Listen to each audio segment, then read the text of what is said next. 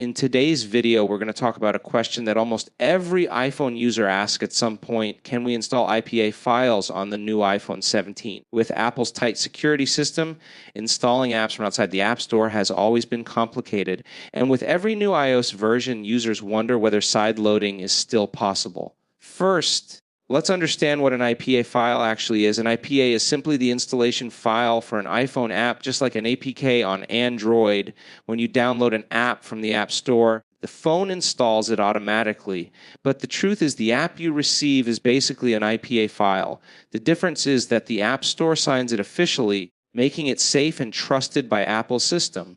When you try to install an IPA manually, you are essentially trying to install an app outside Apple's controlled environment, which activates many security restrictions. So can you install IPA files on the iPhone 17? The answer is yes, but not directly. Apple does not allow you to tap an IPA file and install it like Android does with APKs. Instead, you must use a sideloading method. Sideloading is a process where you install apps manually using special software that signs the app so the iPhone accepts it.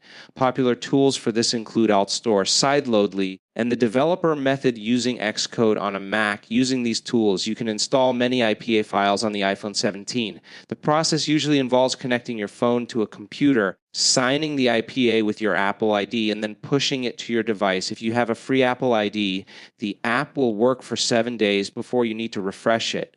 If you have a paid developer account, the app can last up to a year. These time limits are part of Apple's security model to prevent misuse and unauthorized app distribution. It is also important to be cautious about where you get your IPA files from. Not every IPA on the internet is safe.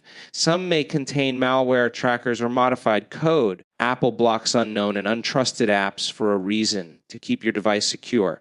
So if you are planning to sideload, always use trusted sources or official developer builds. Another point to remember is that as Apple updates iOS, some sideloading tools may temporarily stop working until developers update them. This happens almost every year.